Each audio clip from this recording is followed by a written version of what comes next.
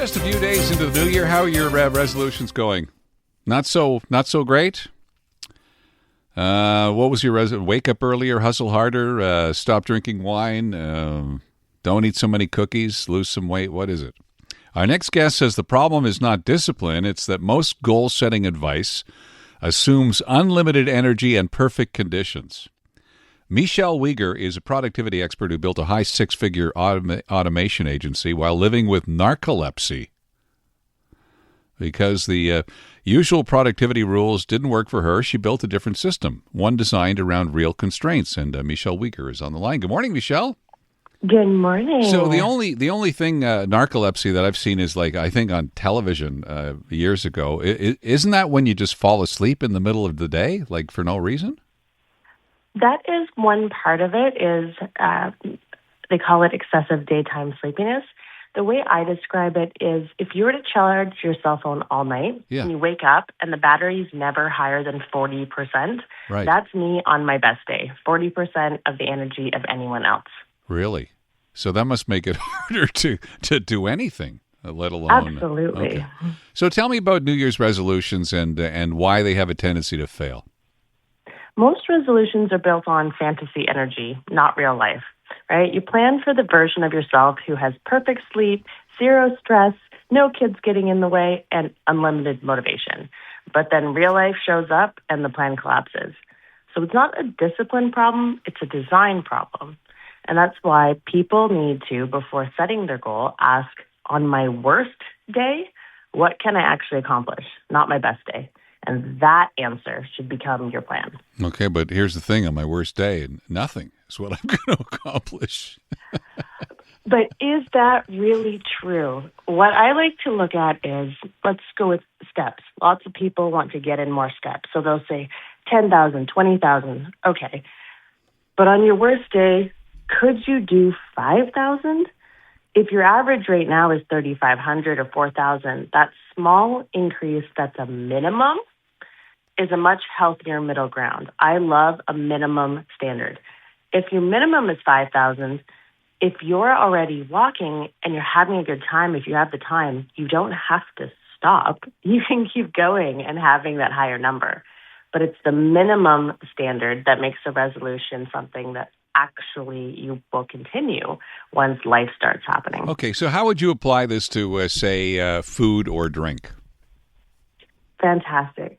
All or nothing mentality with, let's go with food, right? No more cookies ever, no matter what.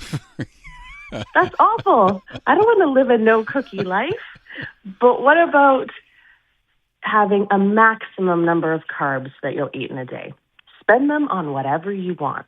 Some days, maybe you'll have 70 grams. Other days, 120.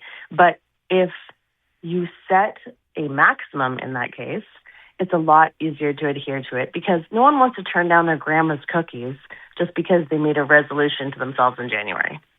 Okay. So let's see. We've talked about exercise. We've talked about how about something like I've been going to finally write that book that I talked about, and I'm going to write one page every day. I love that. So I wrote a book. It's a bestseller. It's called Don't Snooze Your Dreams. And I realized that the common advice of just sit down every day and write at least a certain number of pages, it didn't work for me. Some days I sat down and I had nothing to write. So instead, I set a minimum for the week. And some days I got all the way till Sunday and I had to spend 2 hours writing before I got to go out and do something fun with my friends. Other days, on the Monday, I got the whole week's worth minimum done. I filled the time that was available when I had the motivation because, let's be honest, most days, most of us aren't motivated to do yet another extra thing in the day. Yeah, no kidding. So tell me about the book you wrote. Don't Snooze Your Dreams is a tangible path on how to achieve anything you want in life. And ironically, one of the steps is escalate, which is compounding small actions. And I love the rule of 15, which is you can do just about anything for 15 minutes a day.